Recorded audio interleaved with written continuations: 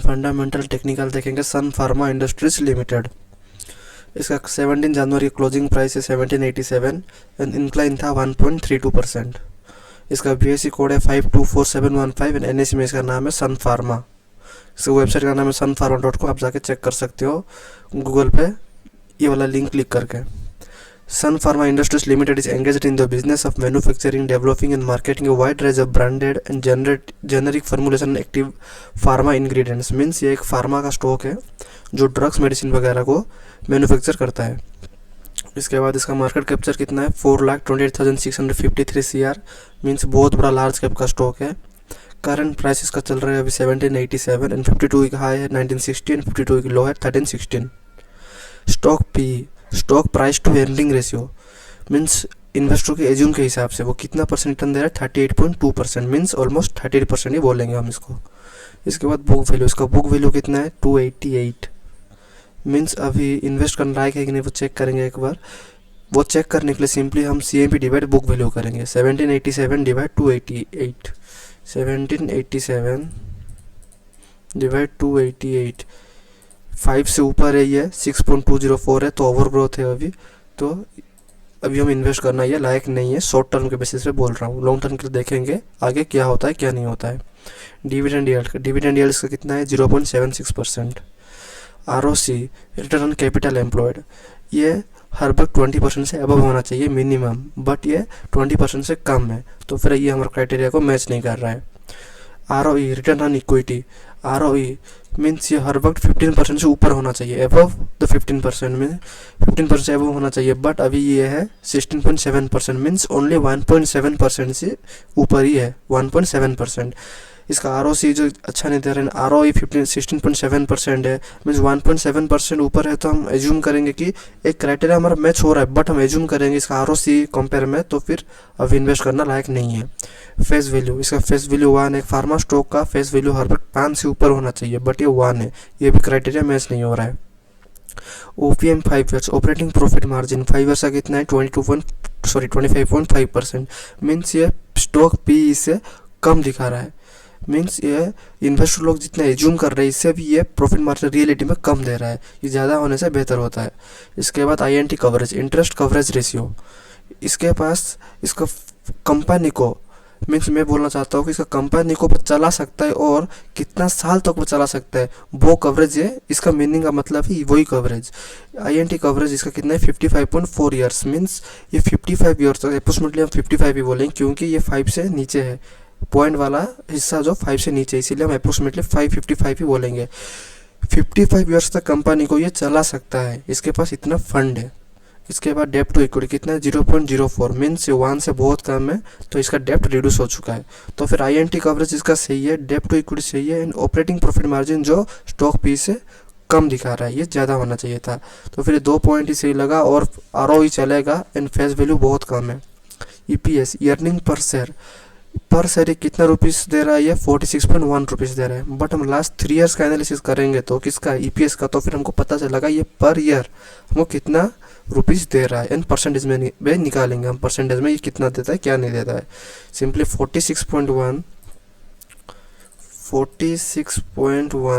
Simply minus करेंगे last 3 years के EPS के साथ, प्रॉफिट एंड लॉस में जाके लास्ट 3 ईयर्स का EPS कितना है 12.10 34 रुपीज़ ये हमको पर ईयर, लास्ट 3 ईयर्स का एनालिसिस करेंगे तो ये हमको पर ईयर 34 रुपीज़ का प्रॉफिट दे रहा है। और इसको परसेंटेज में निकालने के लिए सिंपली हम क्या करेंगे लास्ट 3 ईयर्स के EPS के साथ डिवाइड करेंगे, जितना रिजल्ट आया इसको लास्ट 3 ईयर्स के EPS के साथ डिवाइड करेंगे, इसके बाद इंटू 100 करेंगे और डायरेक्ट परसेंटेज में निकाल सकते हो। डिवाइड 12.1 इंटू 100 मीन्स ये 280% हमको पर ईयर रिटर्न दे रहा है। इससे हमको पता चल रहा है कि ये लॉन्ग टर्म के लिए फिट रहेगा इसका EPS के हिसाब से। सेल्स ग्रोथ 3 ईयर्स में 13.1% एंड सेल्स ग्रोथ 5 ईयर्स में 10.8%। सेल्स ग्रोथ इतना अच्छा नहीं हुआ है, ओनली 3% ही ग्रोथ हुआ है, तो फिर 5 ईयर्स और 3 ईयर्स का कंपेयर करेंगे तो ओनली 3% ही ग्रोथ हुआ है। इसके बाद इसका एडवांटेज देखेंगे कंपनी का क्या क्या लिखा है। कंपनी हैज रिड्यूस डेप्ट रिड्यूस हुआ है, डेप्ट फ्री कर चुका है।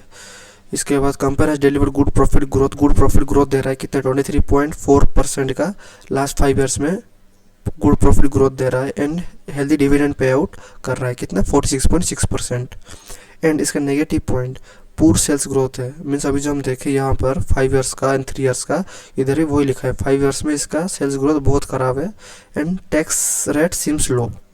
इसके बाद ये सेक्टर है फार्मा सेक्टर का स्टॉक है एंड इंडस्ट्री है pharma, Indian bulk drugs and फोमिन।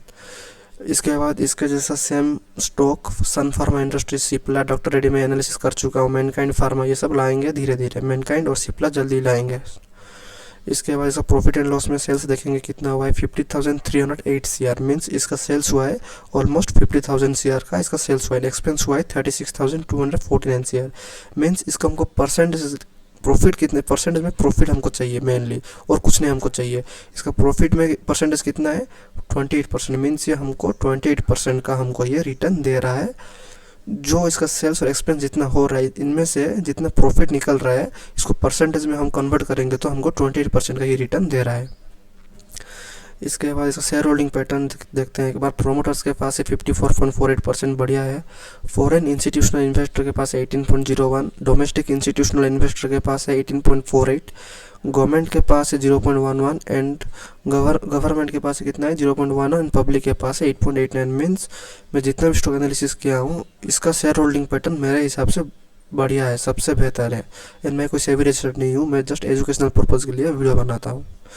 इसके मेरे हिसाब से ये लॉन्ग टर्म के लिए फिट रहेगा ये स्टॉक, और शॉर्ट टर्म के लिए ये अभी फिट नहीं है ये स्टॉक। तो फिर इसका टेक्निकल एक बार देखते हैं, टेक्निकली ये शॉर्ट टर्म के लिए फिट रहता है कि नहीं एक बार चेक करेंगे। ये सन फार्मा का टेक्निकली है जो मैं ट्रेडिंग व्यू में ओपन किया हूँ एंड 1 डे कैंडल फ्रेम में। तो अभी चल रहा है 1786.55 में चल रहा है, इसका क्लोजिंग हुआ है। तो फिर मेरे हिसाब से मैं एज्यूम कर रहा हूँ इधर से जो एक सपोर्ट लिया है हॉरिजॉन्टल को लाइन को, तो फिर इधर तक आ सकता है। मीन्स 1:1 टारगेट आप शॉर्ट टर्म के बेसिस पे आप ले सकते हो। स्टॉप लॉस रहेगा 40 पॉइंट एंड टारगेट रहेगा 42 पॉइंट। मीन्स आप एज्यूम कर सकते हो कि 1:1 टारगेट एंड स्टॉप लॉस है। और इसको ब्रेकआउट किया तो कि इसको 1829 को जो मेरा हॉरिजॉन्टल लाइन है कि इसको ब्रेकआउट किया तो फिर ये 1920 तक आ सकता है।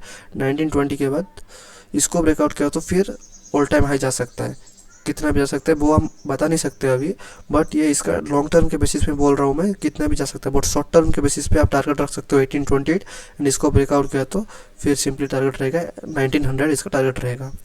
एंड इधर हमारा टारगेट को हिट ना करके वो नीचे आ गया तो हम स्टॉप लॉस हिट करने के बाद इसको हॉरिजॉन्टल लाइन को ब्रेकआउट कर दिया, ये वाला सपोर्ट को ब्रेकआउट किया तो फिर वो इधर तक आ सकता है, किधर तक 1637 तक आ सकता है। बट अभी के लिए फंडामेंटल देखेंगे तो लॉन्ग टर्म बेसिस पे ले सकते हैं एंड टेक्निकल देखेंगे तो शॉर्ट टर्म बेसिस पे ले सकते हैं। ये आपका मर्जी कहाँ होता है, कहाँ कैसे लोगे आप और कितने प्राइस पे आप लोगे। बट मेरे हिसाब से अभी बेस्ट है शॉर्ट टर्म के हिसाब से 40 target and 40 stop loss, means 1:1 target.